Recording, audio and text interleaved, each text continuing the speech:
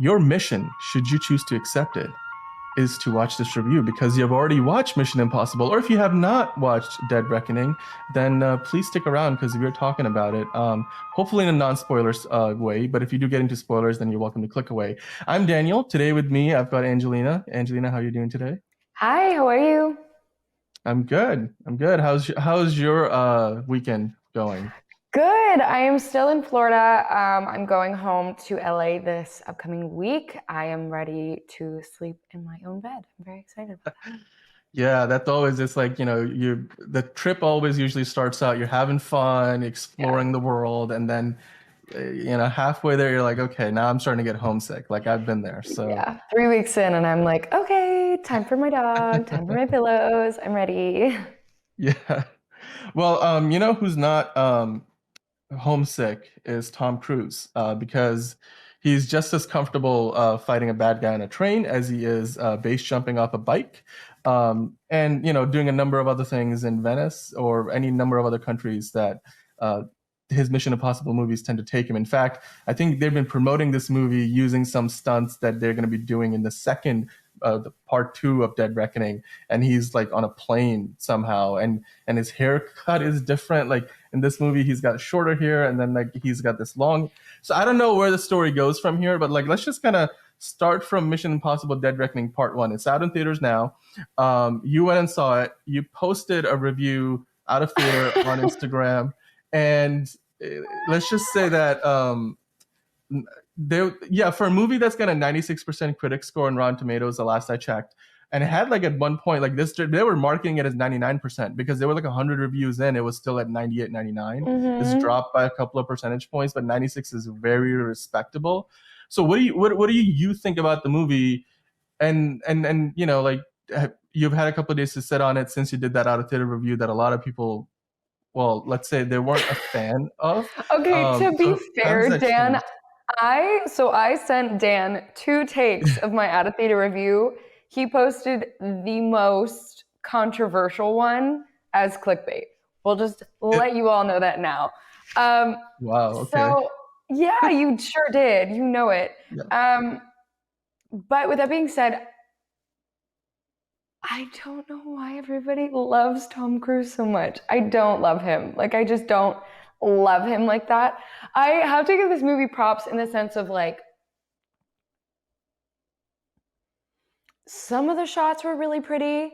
You looked at it and he's like writing his, or there's one shot he's like running and it's just tons of candles. And I'm like, oh my God, I hope those were all electric or they're going to burn the whole set down. There are like certain beautiful shots that they did that I was like, wow, it was very pretty. There were a couple stunts that I was like, ooh, ooh. And then the script ruined it for me. The storyline, no, no, it's Yeah. whatever. It's they sat too long. There were certain shots that they should have just cut that shot short, but you knew like he wanted to really milk that moment and it made it laughable for me. Like it was too long. There are certain moments where he's like looking out into the abyss and he's like, and it should have ended so much sooner. There were literally points at which I looked at my dad and my dad looked at me because I took him to go see this movie because he loves the Mission Yeah. Impossible movies. We looked at each other and I busted out laughing because it was too much. It was too much, and Tom Cruise is like doing it for the nostalgia of the fans, but I've never seen the rest of the Mission Impossible movies. I remember watching them when I was really young. So I came in watching like Mission Impossible 7, just really watching it as a sort of standalone movie, knowing that I was going to like miss certain parts of it, but a good movie should be able to stand alone on its own to some extent. No, it didn't. It didn't do it for me. And all the Yeah. haters that are like coming for me in the comments on this video, I get it. You love Tom Cruise. You love his hair. You love his movies. I do not, and that's okay. Um, look, I will say this: the movie. This is the longest Mission Impossible movie to date in terms Mm, of its runtime, it's and a I need to definitely be. felt it. like at times. I, even so I saw an early screening of this, and then Mags Mm. did too, and we were talking about it earlier on the Dan show this week, and we both sort of were narrowing in on like there was that one scene at the nightclub. I think it's in Venice that it takes Mhm. place, where Yeah. there's this whole standoff sequence going on, and that was a sequence where I think we both agreed that there was a lot of like artificially generated tension that they were trying to infuse into the situation, and Yeah. like it felt a little like inauthentic. I mean, I know that there's a reason why they have that sequence there, because it's sort of setting up a lot of what happens in the remainder of the movie. I get that, especially what happens immediately after the whole action set piece that takes place immediately after. But it just felt a little like it was too long. It felt a little too on the nose. Like they could have gone about it in a more subtle way, so that you didn't really they didn't really point out like in the line of dialogue that Vanessa Kirby's character says, or no, it's like Isai Morales' character says that Ethan has to You know pick what's one. so funny to me too is Yeah, all of these actors, standalone, I've seen them in other movies, are phenomenal actors. If this movie would have come out first, none of them would have careers moving forward, because this movie was so like a wannabe James Bond movie. That's what it felt like. It just felt, yeah, the acting was, there were moments that were just missed. There wasn't a lot of chemistry between the characters. Like it all felt, you use the word inauthentic. It all felt really inauthentic and disingenuous, to the point where it was like, I don't want to watch this anymore, but I'm stuck in this movie theater. well, in defense of the movie, and I noticed because I've watched all the Mission Impossible movies Mhm. before, right? So like I'm coming from a different perspective, seeing this being the seventh of the franchise films, and we know there's more to come. Tom Cruise said during the press tour he'd love to be like Harrison Ford, like with Indiana Jones, and be doing these up until he's 80 years old. So who knows how many more there are to come? We know there's at least one more. So I noticed something with this movie that I haven't noticed in quite some time in Mission Impossible. Not since maybe the third one, which was I think that J.J. Abrams directed the third one, which is when like the franchise kind of hit a low. I don't know how much that reflects on Abrams or not, but then the Ghost Protocol like was the fourth one, and they really picked up I think the modern era of Mission Impossible. But what I noticed in this movie, the biggest thing that was different is they were really leaning into some of the more cheesier aspects of like the original concept of Mission Impossible, such as Mm. the idea of your mission should you choose to accept it, or that like at the end of the movie, spoiler alert, what's her name, Haley Atwell's character kind of goes to the CIA director and is like, Yeah. I was told you're going to give me a choice and I accept. Like there was a lot of like, okay, so in Ghost Protocol at the end when Tom Cruise, and if you haven't seen Ghost Protocol, too bad, I'm going to reveal the ending. At the end of the movie, when he saves the day, because it's a Mission Impossible movie, of course he does. He literally like punches a button to like save the day. Not going to give you any more details. And he says out loud, mission completed, or like mission accomplished, I think he says. And then like later, like there's a scene where they sort of parody themselves, where Ving Rhames' character, who's been in these movies like since I think the second one, and he's like, oh, you really said mission accomplished? And Tom Cruise is like, yeah, I did. It was sort of like they kind of poking fun at They're like, themselves. yeah, from the um, original movies, which is did great. you? By the way, let me ask you the question. Like this Yeah. movie had some, I thought had some well placed humor that wasn't like just corny references to pop culture humor that Marvel's known for, or self Yeah. deprecating. Like there was some action humor, like when they're driving in the streets. I forget which country, but like Haley Atwell's character and Tom Cruise, his like Ethan Hunt, and they're like in that little car, and then Yeah. she's. Did you enjoy any of that kind of humor in the movie? I mean, maybe one out of the four, but that was the problem. It just all felt like overkill. So it wasn't that this movie was entirely bad, right? It was just, there were so many like good little nuggets that if they would have just left those, it would have been great. Instead, they just like overshadowed them with like more. And it was just like, it killed everything for me. Like, She didn't need to run into the motorcycles 3 times and then he run into the motorcycles. Like she could have ran into a wall once and it could have been funny, and then he could have done it once and that would have been funny. It didn't Yeah. need to be she kept like bouncing off of all the walls. Like she Yeah. didn't need to like spin in circles for a solid minute before There she was took like, off.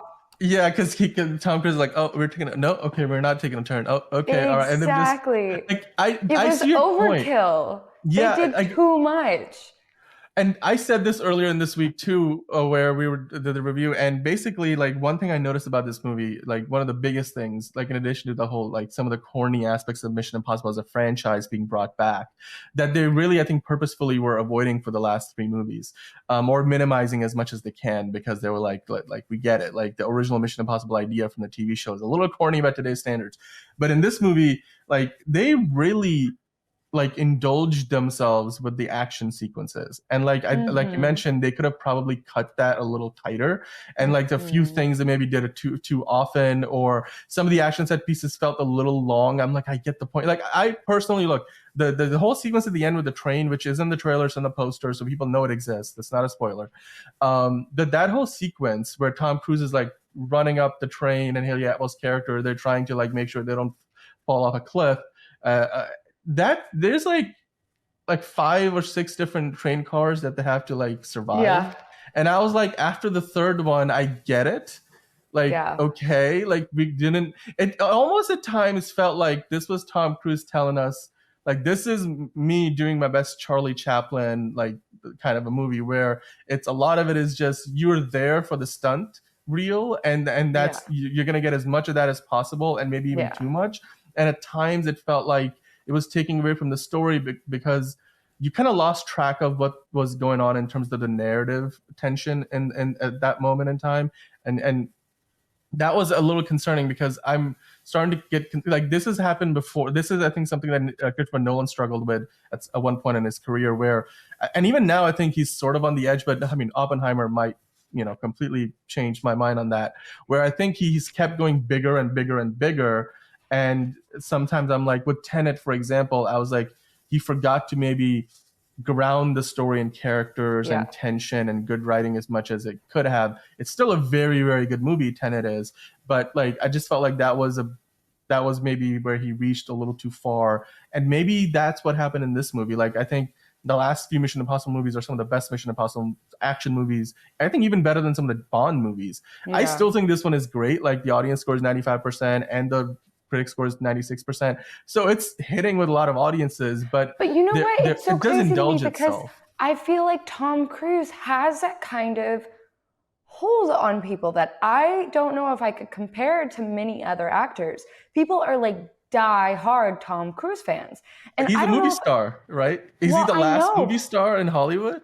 I guess so. I mean, I don't, it's just so crazy to me because it's like, I can watch. I've never been enthralled with Tom Cruise. Like I love some of his movies. I think he does a really good job in some of his movies. I really liked some of his 80s movies. You know what I mean? Like I enjoyed a lot of Tom Cruise's movies. He has this like hold on people, and people are like all or nothing will come for you in the comments on your Instagram videos for Tom Cruise, and I'm like, but why? Like, Like why? These comments are hilarious. Also, wait, where is the one about the hair? Because I really need to know what that is. let's see. Let's all of it. Oh, there it This is. one. Yeah. All of his movies released with long hair appeared into huge success. However, those with the hair cut or short hair went terrible. What is I that? I What is don't the know how true that is. Well, you could say Night and Day he had long hair, and that movie didn't do all that well. But Mission Impossible Ghost Protocol, he had long hair. That's the one where he's like running down the Burj Khalifa. mm-hmm. That's that stunt. That was a pretty good movie. Then even the one, what was it? Was it Rogue Nation, where he's hanging onto the side of a plane? He had long hair. That was a good movie. I don't know if that's true. I mean, I just gave you like one example of a bad one, like that didn't do so well. Mission Impossible 2, he had long hair. That didn't do well. But 3, he had short hair, and that didn't do well either. So I don't think that really holds water. Like, Like what? I don't. Top Gun Maverick, he had Government's short just hair, did well. okay. Also, this comment, go for Barbie, not Oppenheimer. I'm way more excited for Oppenheimer than I am for Barbie. Right. Obviously, I'm And going to go see them yeah, both. But so but it's just a just swing like thing. these people are like coming for me, obviously not knowing that like I do genuinely enjoy action movies. I always have. I love the Bond movies. The Bond movies do so well. This movie for me just, and I'm an actor, right? So I come from a place of watching movies as an actor. If there are not serious moments in between actors, if there's not a serious connection, if there's not a serious connection to the story, if it feels disingenuous, the rest of it is garbage to me. That's just how I feel about it, period. And I feel like the Bond movies always do that really well. Daniel Craig is a really amazing actor. He's also a really great action star, but it starts from the bottom and it grows outwards, right? Yeah. I feel like this just gets lost. And I feel like a lot of the Tom Cruise movies I've seen lately do the same. I think I don't know. Like, I think he has had really great acting moments. I don't think he's a bad actor. I've heard great. I love the original Top Gun movie. I haven't seen the second one.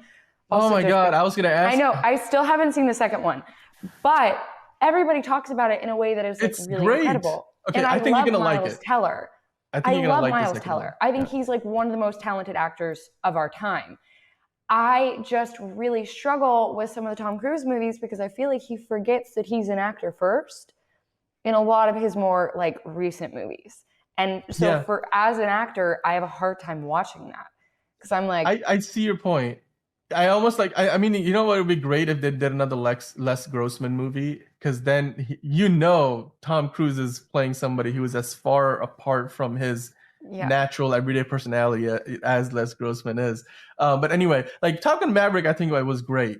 Mission Impossible definitely at this point in the franchise for someone who's kind of coming into it fresh is a bit of an acquired taste. Especially, I yeah, would say if you want to watch if you want to be introduced to this franchise and have it watch the first Mission Impossible movie, this probably wouldn't be the entry point for you. I think the ideal entry point would be like Ghost Protocol or Fallout was a great one, or Rogue Nation. One of those three, I think, those are the three, in my opinion, best but Mission before the Impossible next one movies. comes out, I'll watch Yeah. all of them.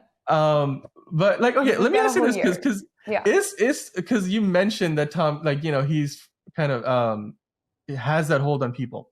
So is Tom Cruise the Taylor Swift of like movies today? No, I would say Taylor Swift has a wider range of audience, like as far as music goes. I think Tom Cruise, his fan base is like a cult, 1000%. Like he has like a weird cult following. Like Kurt Cobain, I would like people were like obsessed with Kurt Cobain, right? Yeah. I think Tom Cruise has like a slightly nichier, like Taylor Swift. I would say 3 out of 4 people are Swifties. I am not one of them. I'm not really a fangirl on any of those levels.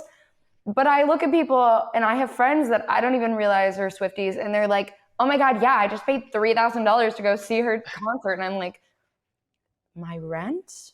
Yeah, it's Swift tickets? and that's not Yeah.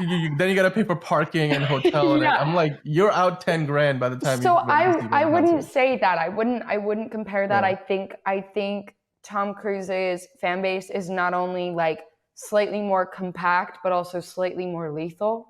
Like I don't think a Swiftie will take on my eyeball for Taylor Swift, but a Tom Cruise fan might. Like I Uh, don't know. I don't know. Well, I think people will go some extreme They will lengths they will die for T for, Swift. Oh my for God, Taylor so Swift. crazy. I Um, will tell you one of my yeah, favorite, and I haven't seen him in anything in a long time. Issei Morales, is that how you pronounce his name? yeah, He Sam played Morales. Gabriel. Yeah, He's great in this movie. He was like he's my fantastic. favorite part of this movie. He like firmly creeped me out, but I was also like, ooh, like I don't know. Yeah. He's great. Also, Palm Clementif is how you pronounce her name. I haven't seen her Pom in. Clementif. Yeah, there you go. She's in the Guardians of the Galaxy movies as Yeah, Nebula. yeah, yeah. Yeah, Oh, wait, I didn't even realize it was the same that's person. her. That's her. Yeah. That is so You know, opposite in so many ways. right? Her Yeah. makeup in this movie was like way out there. I didn't like that. There's just certain parts of this movie that like make it cheesier than it needed it to be. Like her makeup It's was one of it's them.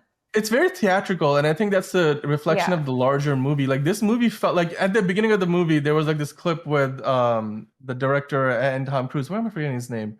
The director, I'm totally blanking on his name. I know his name, but anyway, Chris McQuarrie and Tom Cruise. They were like, "Thanks for coming to the movies. We love making these movies for you guys to watch in the theater, in the theatrical Yeah. experience. Thank you, and then I hope you enjoy the film." Like, so they really, I think, Tom Cruise is like obsessed with making sure the theatrical experience it doesn't go away in our Yeah. culture in general. And I thought that this movie almost felt like it's really designed to be a theatrical film. Like you have to either fully immerse yourself, kind of like you're going to Broadway to watch like a live theatrical performance. But I It disagree with felt that that because I way. came from stage. I did musical theater. I've done all of that. There is the whole the shift for movies now today since stage has been more and more and more realistic, right? Like they're into more realist acting, more grounding. You went to go watch a Yeah, movie in the 60s and you knew you were going to see a movie, right? You go yeah, to watch a movie today and there's just been a natural shift away from this like over the top, overexposed because it doesn't feel real. And with all of the with all of the graphics and all of the technology we have today, there's no need for it to feel like I'm watching like a pseudo stage movie. yeah. That's not really my thing. Like I don't enjoy Right. that. I'll say that I think Andrew would have appreciated like the idea that this is a movie that tries to Which bring is some of so that funny because since theatricality Andrew has back. left this show, I feel like, well, he hasn't left. He's still around, everybody. But like Yeah. since he's no longer on the lives with us, I feel like I have taken on Andrew's like persona. Just, Yeah, no, he would have. I think because he's always been preaching the idea of like we should go back to that kind of like that little old school, more performative art form of cinema that doesn't go for subtlety and maybe goes a little more like you're here yeah. to just embrace a theatrical. Like this is not meant to be something that's happening in our world. It's the world of the movie. Anyway, Yeah. look, ultimately, this is a movie that's gonna make a lot of money. It's already off to a fantastic start. I think internet its domestic numbers are around 40 to 50 million. We've Probably got going an to come even higher. 8.1 out of 10 on IMDb. We Yeah, 96% on Rotten Tomatoes. Budget for this movie was $291 million. So far, box office is at. Sorry, guys. it's sitting at like around. The last I checked, it was 122 worldwide. I think those numbers are probably going to get updated soon because uh, they haven't accounted for the Sunday numbers yet. So like by Monday we will get the actuals, but it's definitely going to Yeah. have a good debut across the board. Worldwide, we're at 82. Oh It's no. actually gone way higher. I Internationally, just refreshed the 82. numbers. Worldwide, 122. My So, numbers are even, I'm looking at thenumbers.com and they're showing 61 domestic, 155 oh, international. So that's like oh yeah, yeah. 216 That's global. way higher than what I'm looking at. That's that's a solid number. I don't know if Yeah. this makes $1 billion like Top Gun Maverick did, but I mean, given You how know high what? The those Tom scores are Cruisers are sitting, crazy. It might. You don't it's know. I mean, and then look, there's a certain, like you said, there's a niche to it, but like there's Yeah. also, I would argue that Tom Cruise and Mission Impossible and Tom Cruise in general, what he does in terms of the stunts and what he's able to do.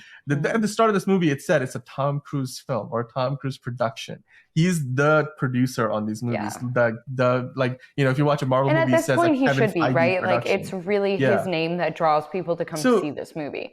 yeah, and I'm sure he's getting paid more than handsomely for his like efforts and Yeah. everything he does, and deservedly so. But I think there's like one thing about him that he presents something for audiences that no other actor or filmmaker today is able to do, which is give you that, death defying stunts experience while usually have good movies. I personally, I think overall, I still really like this movie. Mm. I don't think this is the best Mission Impossible movie to date, but I think that's the draw. That Tom Cruise, he's presenting us something that we don't get from any other movie or any other actor or filmmaker today. and that alone I think is unique enough to draw an audience, which is probably why he's got that like devoted following, because they can't get that following. They can't get what they're getting from Tom Cruise anywhere else. Which Mm-hmm. it's hard to say that about anything in a world where we're inundated with content from every which direction. Like everybody has everything that they want to see everywhere, right? It's so. We can Anyway, agree to disagree here. yeah, we can agree that. Hey, look, the whole. It seems like a lot of people would disagree with you on this. I Yeah, think everybody has. 1000%. Yeah, There movies are were a few subjective. people that did agree with me. They were like, They did. Like yeah, they were it like was a miss nice for or like me. And I'm like, overrated and disappointed. yeah. Yeah. Look, at the end of the day, if you guys watched this movie and you liked it or you didn't like it, let us know in the comments below. Hit the like button if you liked or didn't like our review. We still appreciate, the like and button there. It helps us out. Subscribe for more content like this, of course. Movies are subjective, and everybody, movies hit everybody differently. So I'm sure there's going to be movies out there where you may like it and we don't, or we like it and you don't, and Mm-hmm. we're just here to have a good conversation about it. So let us know in the comments what you think about Tom Cruise's latest effort here. Dead Reckoning Part 2 is probably coming out pretty soon as well. I So then think we'll be it's talking slated for about it. 2024. I think so. They've been filming it for a while. Yeah. I'm thinking, yeah, so it's got to be soon. Yep. But right now, I want to move on to talking about something a little bit different. Moving on to a movie that's going to be coming out in 2025. So Superman Legacy is a movie that is going to kick off the new DCU. We're going to have James Gunn. He's writing the movie. He's going to be directing the movie. He's basically producing the movie. He's the co-CEO of DC Studios. And so he's got like George Lucas level control over this project, with the original Star Wars movies. Like not quite, because he's not financing the movies like Lucas did mostly, or the prequels at least. But this movie is rounding out his cast. We have had Metamorpho cast, Anthony Carrigan. We have had Nathan Fillion as the Green Lantern. He's going to play the Guy Gardner version of Green Lantern, the first Lantern in this new DCU. Mm. You've got David Cornsweet as Superman. We've got Rachel Brosnahan as Lois Lane, Isabella Marquette as Hawkgirl, Eddie Gattiger, Eddie Gattegi as Mr. Terrific. But now, the question I want to pose to you, Angelina, it's been in the news already. People are speculating. Mm-hmm. Superman's most iconic villain is Lex Luthor. Every iteration of Superman we have gotten on screen before, we have seen, every time there's a Superman, there has to be a Lex Luthor somewhere. Mm-hmm. So as Jesse Eisenberg was the most recent on-screen iteration cinematically, who played, Lex Luthor in the Henry Cavill version of Superman with Batman versus Superman, Dawn of Justice, and then, a couple of the Justice League movie. So who do you think should be cast as the DCU's version of Lex Luthor opposite David Cornsweet's Superman? All right, so right now we're slated. They are speculating that it's between Nicholas Hoult, Alexander Skarsgård, and his younger brother Bill Skarsgård. So that's where we're between. If you guys remember, Bill, we got to see in the newest John Wick. Yep. He was playing, I forget his character's name, but he was brilliant in it. I really liked his character. Well, I hated his character, but that was the point. Alexander Skarsgård, has been around for a minute. Originally, we saw him in True Blood. More recently, in almost every movie that came out last year. He was in Tarzan. He was in the Godzilla Tarzan, versus Kong. Yeah. Mm-hmm. The Godzilla versus Kong movie. He did that movie He's been with in a TV show. Yeah, he was in True Blood for years. Yeah, yep. Literally years. Like, what was that, 7 years? He was in another one after that, too. Was he in Succession, or was it one of the other Skarsgård brothers who was in Succession? No, I think you're thinking about one of the McCulkey brothers was in Succession. Oh. Yeah. What? Oh, okay. Yeah. McCulkey, I can't remember his name. He's the younger brother. So there's Alexander Skarsgård, Bill Skarsgård. There's so many Skarsgårds out there. Yeah, we were before the show trying to look at how everybody was related, because we were I knew Alexander Skarsgård's dad was really famous, but I didn't really know what he did. I wasn't sure. But you told me he was actually in the MCU. He was in the Thor movies. He plays one of the scientists, Stellan Skarsgård, and he's been in a bunch of other stuff. He was in that show, the Star Wars show Andor, on Disney Plus last year. Yeah. I mean, and I'm sure he's gonna be back because there's gonna be more seasons, or one more season. Do you think it'll be weird if one of his kids is cast in the DCU and he's in the MCU? Is that gonna be a rivalry? But probably like a fun Thanksgiving dinner where Yeah. they can just kind of share notes like, oh, what are you up to? Oh, I'm doing Yeah. this. I wouldn't be surprised if James Gunn does eventually cast Stellan Skarsgård. I'm sure like it's not a situation where like there's no non-compete Yeah. situation. You can Well, play a character in both I'm sure there universes. is in their contracts. Like Well, you not can't like move I'm over. usually well because okay, we have had characters like actors play characters in both franchises, like DC and How Marvel. many years were apart though? Usually, so there's a non-compete clause for so many years. I'm not I I'm trying to think of a very specific example, but there's Sorry, guys, my definitely hair is having a moment today. no. I was literally just looking at my face. But like, okay, so getting back to the Superman thing, right? Like Lex Luthor. Nicholas Holt was being considered for the new Superman. He was being considered for the new Batman at one point, I think, too. But like then David Cornsweet got the Superman role, so now it looks Mhm. people are speculating Nicholas Holt might end up So here's playing my issue with Lex Nicholas Luthor. Holt. Yeah. I love Nicholas Holt. I think he's pretty brilliant. I love him in The Great. If you guys haven't seen the show, go see it. He's so funny. I even saw him in the Nicolas Cage Dracula What? movie. He Oh yeah. hilarious. Renfield. Renfield. He's Yeah. hilarious. I love him. He has like this but you want to root for him. In Mm-hmm. every part I've ever seen him play, I want to root for him. Even in characters where he's playing, like in The Great, in the first season, his character is awful, but Nicholas Holt has something about him that makes you want to root for him. I don't want to root for the villain in Superman. I don't want to do that. Like I don't want Right. to. No, Did I you mean it did might. you what was did you see that movie the one with the menu? Did you see the menu and Nicholas Holt is Yes, in there like I hated him in that. Yeah, his right? character Like was like he was like punch him in the he face, was throw him out the door. sort of likable at the beginning, but the longer the movie went, the You were more of a like, douchebag he became. oh God, Right? yeah. Oh my God. Yeah. 1000%. So I don't know. I definitely think Nicholas Holt has it in him, but he's not my favorite. Alexander Okay. Skarsgård is honestly kind of the same. I don't know. In the beginning of like a lot of I almost always want to root for him. He has something about him that is just inherent sort of likability. I actually think my pick for this is going to be Bill Skarsgård. Out of all three of them, I feel like he's sort of the least known, which offers a lot of opportunity for him to grow. Obviously, he comes from a really like famous family, but I've only Yeah. seen him in John Wick. I haven't seen him in anything else. Let A me lot look of up his his other name stuff is because it's been underrated. Like bothering me. he was in It movies. He was the clown. Oh, he was playing Marquis de Gramont in John Wick Chapter 4, which, Yes. if you guys have seen John Wick, which also I enjoyed that movie, just so you guys Yeah. don't think I hate all movies, I I hated his character to the Yeah. point where I loved him. Like he Yeah. was such a good choice for Marquis. So I kind of think he'd be my favorite choice for this. He's very good at playing villainous characters. He was the clown in Yeah. the It franchise, those movies. Oh, Um yeah, and then like he's just and he really it seems like he revels in the idea of playing that antagonist. Like it's yeah. amazing how John Wick 4 movies in like still managed to find its best antagonist in the fourth movie of the Mm-hmm. franchise.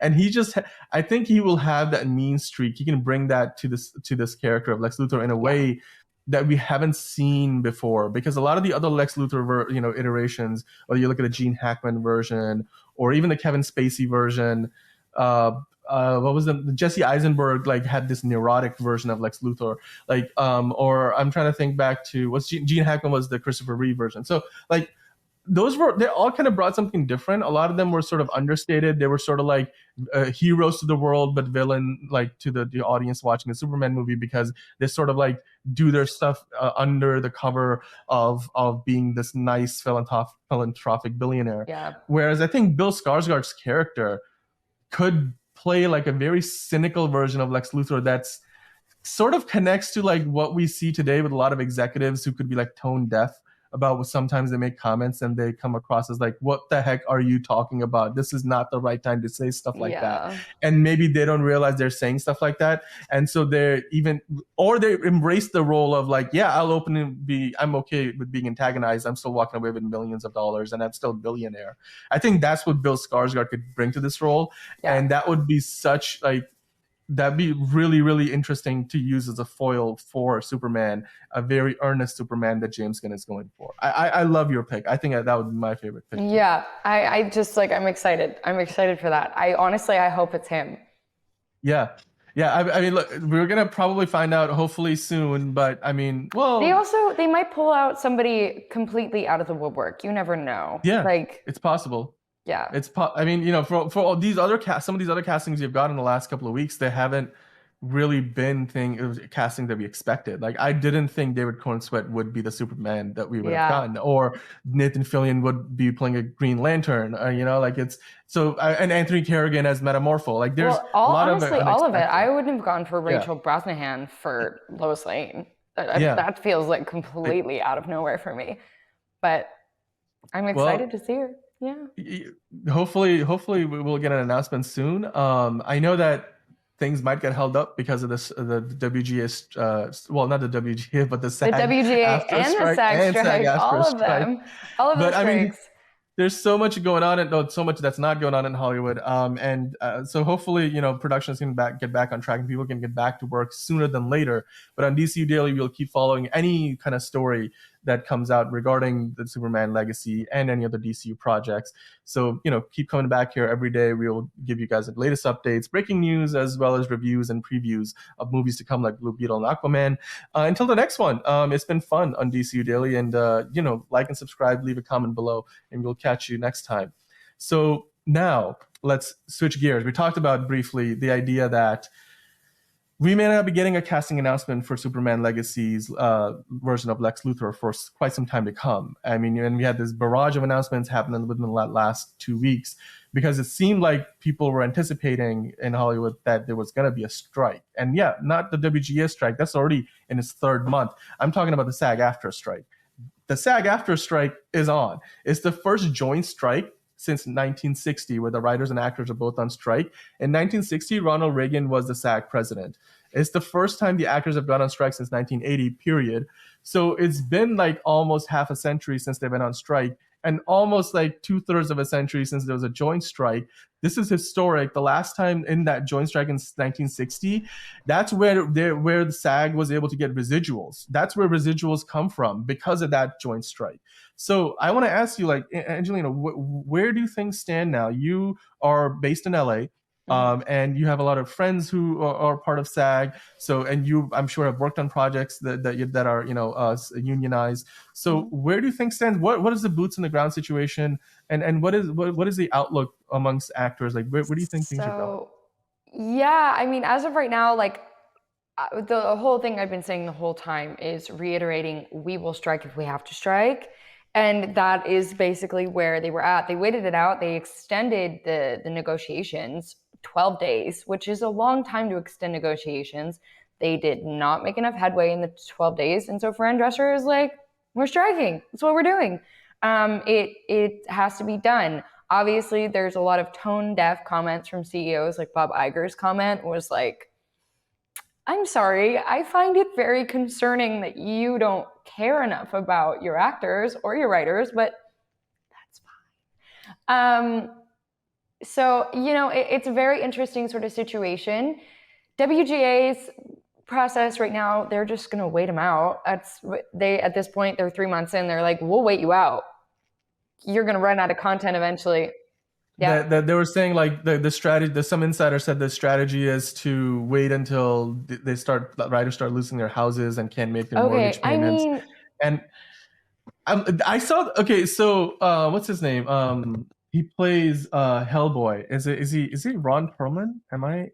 Yes, Ron Perlman. So Ron Perlman, like I saw an Instagram post where he like posted saying like we know he like implying that he knows which executive like made that comment anonymously to Deadline, and he's like, and he sort of almost like said, hey, there's a lot of ways people lose their homes, and one of them is because they can't make their payments. Another way is because we know who like said who gave this quote to Deadline and is making millions of dollars regardless, while actors are on strike and can't pay their bills. Like basically like sort of like threatening that he may know who this person is and that that person's house may have a picket line in front of it. It's I don't know. It just it's getting rough out there. It's getting bad. Like Yeah, so there's I have a lot of friends that yeah. are striking currently on the picket lines in Hollywood. There are a lot of celebrities out there. I've seen posts from Mandy Moore. I mean, Fran Drescher. I mean, like a lot of celebrities are out there actually on the picket lines striking because at the end of the day, like we're doing this not only for us right now, but for us for the next 50 years, right? Like, just like the 1960 strike affected how people made money. I mean, Tom Cruise would not nearly be as wealthy now if he did not have those opportunities before. And especially, yeah, I mean, residuals are everything. And if I literally have friends that are making more money off of residuals for shows they did as kids 12 years ago, 15 years ago, than they do for being a lead actor in a series now.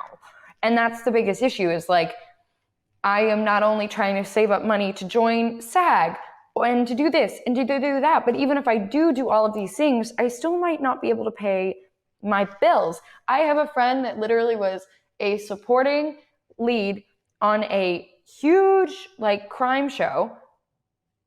She was still doing catering on all of the days she had off to pay her rent. Like, that doesn't make sense, right? Like, at that level, you're supposed to be making enough money to be able to at least pay your bills. Of course, your lifestyle is going to be a modest one, but you should be able to pay your rent doing what you do. I have put so much time, energy, money into my training, into my this, into my that, into my headshots. I just got new headshots that cost me $800. That was a good deal. My headshots before this cost me $1,200. It cost a lot of money and a lot of time and a lot of energy to be here doing what I love every day. To get across that threshold and be booking work and still not be able to pay my rent, that's a problem. That's a problem. So it's at a point right now where it's like, we're doing what we got to do. And we try to negotiate, and it is what it is. And we're going to take it as far as we need to go. I don't know when this ends. WGA is 3 months in. I think SAG is going to add more fuel to the fire, and it's either going to push people to wait longer or to finally get CEOs to turn around and hear the music. You know what I mean? It kills me that people like Bob Iger are literally making like $73,000 a day, and I would be lucky to make that in a whole year.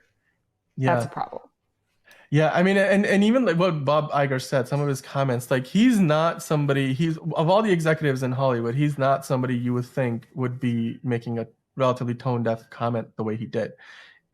And what he said, because if anything, he's known as like the person who loves the talent. He's someone who's usually got his finger on the pulse. He is a very talent friendly executive in Hollywood and in general. Like he's put the creatives in charge at Disney, like, you know, and letting the people who know what they're doing in their jobs do their job and not like bureaucracy get in the way of that. But at a time like this, I mean, he's got to be under a lot of pressure because Disney's already been reeling as a company for the last couple of years since like the pandemic, and they haven't quite recovered still. And so I'm sure he's under pressure, and maybe that's where it comes from. But it's still not a good look when you are making millions of dollars while like 160,000 people who are part of SAG and the WGA and all the other unions, you know, like IATSE and stuff, Teamsters who can't work now because productions are shut down. That's not a good look to be. I mean, you can make that comment somewhere, you know, in a private setting, maybe, and yeah, that might get out too. But like he made this at like I think it was a convention or something that like in Hollywood, and so he's said this in a crowd of people, and of course it got out there because some, you know, it's just not a good look. It's not a good look, and I have to say that the whole waiting out strategy, there's yes, being realistic, they can probably wait out the actors and writers for some time, but they're going to eventually run out of things that are already in the pipeline, and you're still like, we know with the pandemic the consequences of production being shut down for like almost a year or longer, that you eventually hit a gap. Entertainment. Yeah. And I mean, honestly, like, it so affects the whole of LA. it. Yeah. And the whole so of LA's economy was like stunted because yeah. the entertainment industry just wasn't moving. Yeah.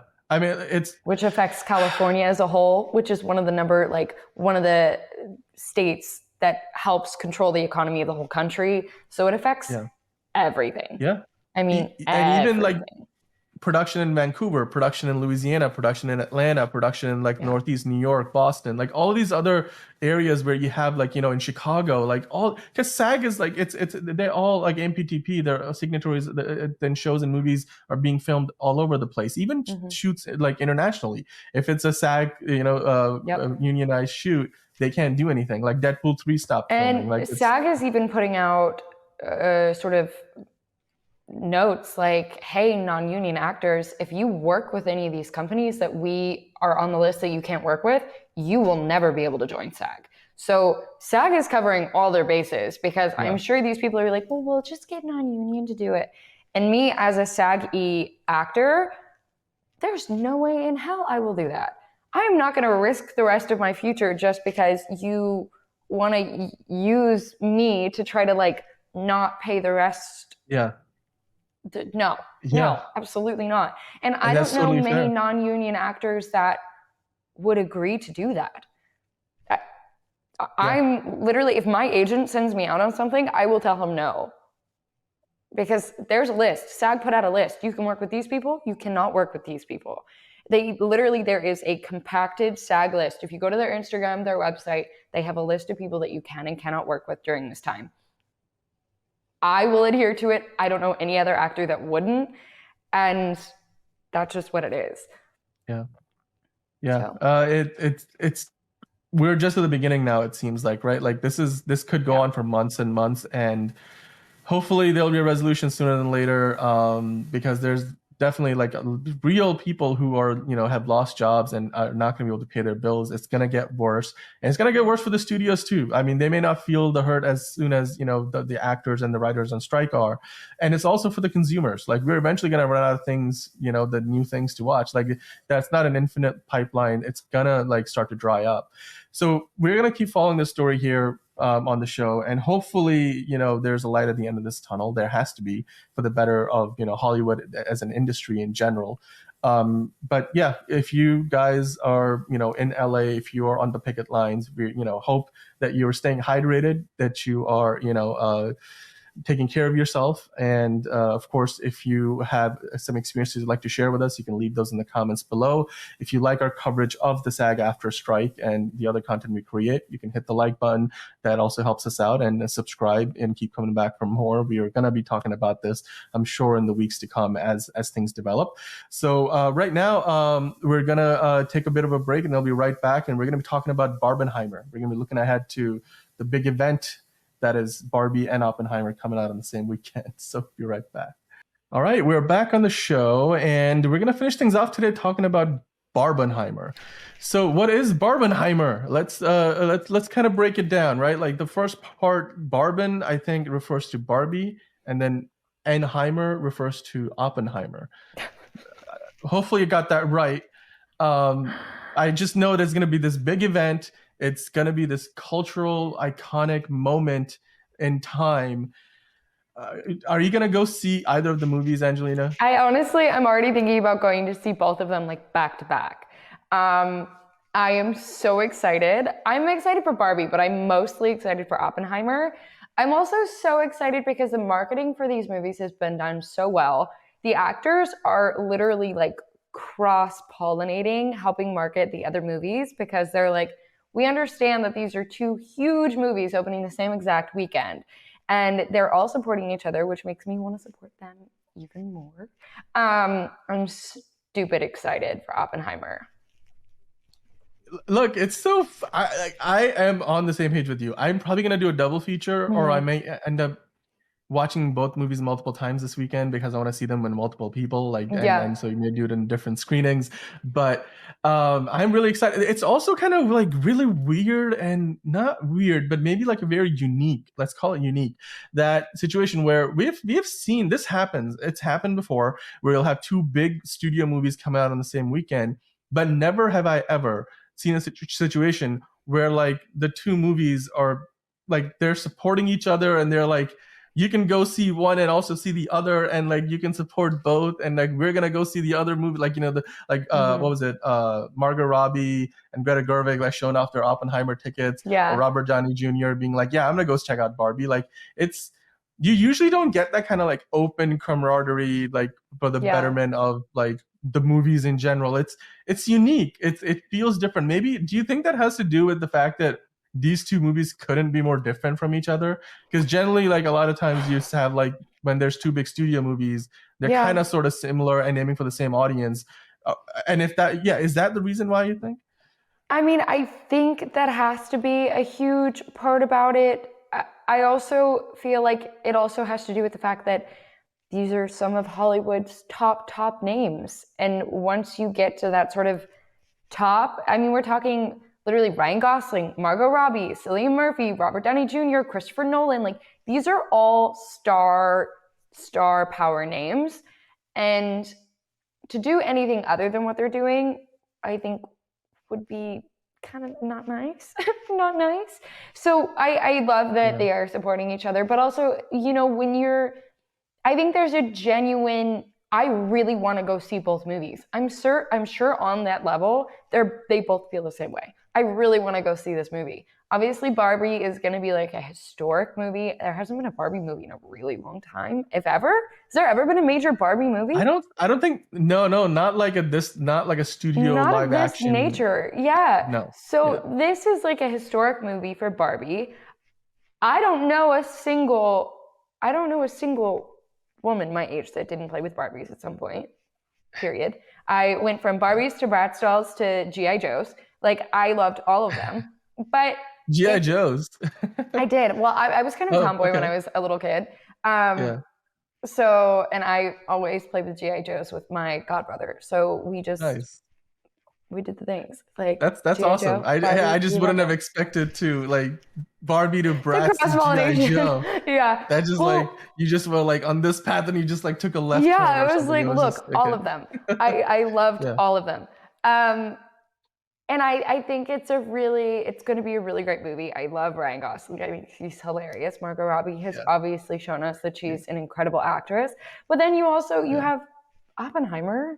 We've got like some of the best cast. Christopher Nolan movie. I'm excited. I'm excited for both of them, and I'm sure they both feel that same way. Yeah, it's gonna be fantastic. Do you have a prediction on like which of these movies you might like better, or like if you may not like one of them? Like do you think you're just gonna love them equally? Honestly, I think I'm going to really like both of them for very different reasons. I think I will likely like Oppenheimer way more. Um, but I don't know. I don't know. Both of Okay. them, I guess, both of Okay. them could be bad, right? There's a small Yeah. chance that each of them could miss the mark. I don't think either Yes. of them are going to. Like the Mission Impossible movie, I walked into it thinking, solid chance I'm going to hate this movie. It just is what it is. I don't love Tom Cruise. I haven't seen the rest of the movies. There's a huge chance I might not like this movie. But I walked into it with open with open arms.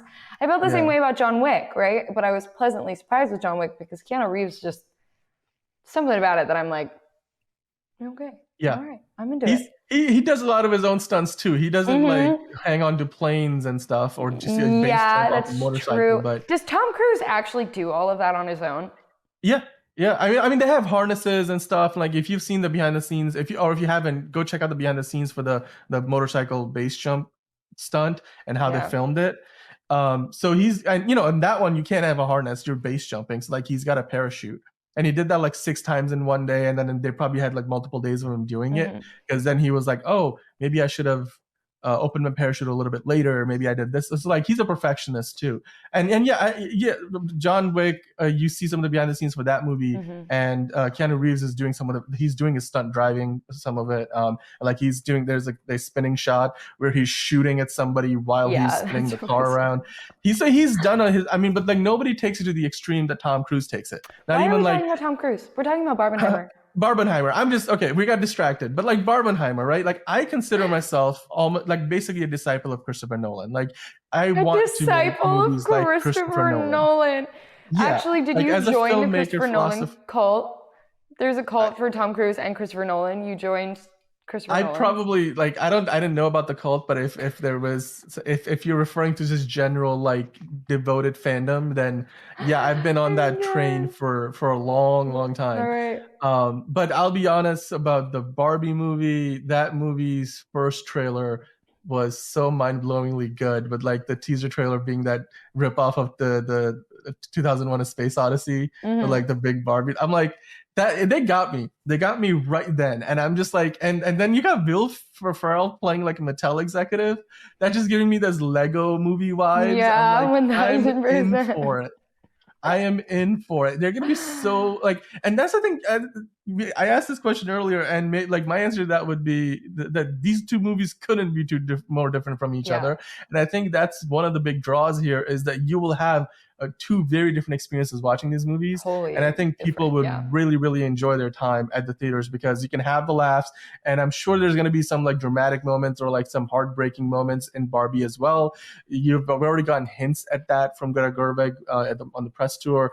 But then you have Oppenheimer, and that movie may be like the early reactions is saying this may be in a cinematography that's as decorated as Christopher Nolan's already is. This could be his best movie ever. This could be the movie that gets him his direct Oscars for directing, best directing Oscar. Like he's been I feel like he's been snubbed 3 times already at least. But I really hope that the movie it has a financial success. The IMAX screenings are booked up. I could barely find a seat. I literally It's was like, I need to get my tickets right now yeah, when I get off of this taping. Like, I need yeah. to, and I Like think you I'm need just to, gonna seriously yeah, go to the Grove and watch them back to back. So if you guys are in LA, yeah, I think I'm gonna go to the Grove and see the movie. I'm not gonna tell you when because yeah. that's not safe, but Right. Of course. No, but definitely not. But you're gonna post a review. I'm sure you're gonna Mhm. tell us after you've seen the movie. I'm gonna do what when I go see it. I think I'm gonna go see Barbie. I've got an early screening. I think on Wednesday. So I'm gonna go check that out on Wednesday. And then Oppenheimer. I'm still working on getting my tickets situated, trying to figure out which theater I'm gonna go in. Definitely gonna watch it in IMAX. I tried to get 70 millimeter IMAX tickets around. There's 2 of them I near don't know what the me. difference is. Both of To be them I like to go honest. out of state for, but they're like only next door, New York or Rhode Island, and Mm. I'm in Connecticut. But those 70 millimeter showings are sold out. Like you can't. Like What is a it's 70 millimeter showing? I 70. went and saw Mission Impossible in IMAX, and my dad was like yelling at me. I was like, Dad, stop yelling. He's like, it's so loud in here. Yeah. So there's IMAX, the normal IMAX that you can Mhm. go see, and then there's 70 millimeter IMAX. 70 millimeter IMAX is like literally the 70 millimeter like frame that they have in IMAX film. Those huge IMAX cameras that Mhm. they have that they used to film this movie. You get a direct print of that showing on screen, and so the So it's theater is just like multiple crispy. stories high. It's if you were to basically to give you an idea with that the resolution, if you were to translate a 70 millimeter film frame into like pixel resolution, it would be like 16K or something. It's Mm. huge. Wow. And Yeah. so when you That's see it projected onto like a 3 or 4 story high screen and with like the IMAX sound and everything, it's the biggest picture, the most immersive theatrical all experience you can right. possibly find. There is one 70 millimeter theater in LA. I forget which one it is, but if you Google it, I'm sure you'll find it. And Mm. then try to catch a movie there, especially a Christopher Nolan movie that was shot entirely in 70 millimeter IMAX. Mm-hmm. I think it's going to be an experience that you're probably going to remember. I mean, hopefully it won't blow your ears out too much, because like I had that happen to me with Dunkirk. Um, but other than that, I think it will be a fantastic experience if you do Yeah. get to check it out there. All right. Well, that's gonna do it for us here on the show this week. We're gonna be back in a couple of days and a few days from now talking about both Barbie and Oppenheimer. So when Barbenheimer happens, be sure to come back here, check us out for all of our coverage. We're gonna be reviewing it. You guys can leave your comments below. Are you excited about Barbie or Oppenheimer? Are you gonna go see one, the other, or both? We hope you go see both. Support both movies. I think they're both gonna be fantastic. Leave a like here, and then of course hit subscribe for more content like this, and hit the notifications bell. We've got content coming out every day now. And it's been nice talking to you, Angelina. Of course, Yeah, have absolutely. a Thanks for having safe me. trip back to LA. I know you're feeling a little homesick, so hopefully you'll be back home sleeping in your Mm-hmm. own bed soon enough. And we'll see you guys here next Absolutely. time Have a good one. on Oh So Curious.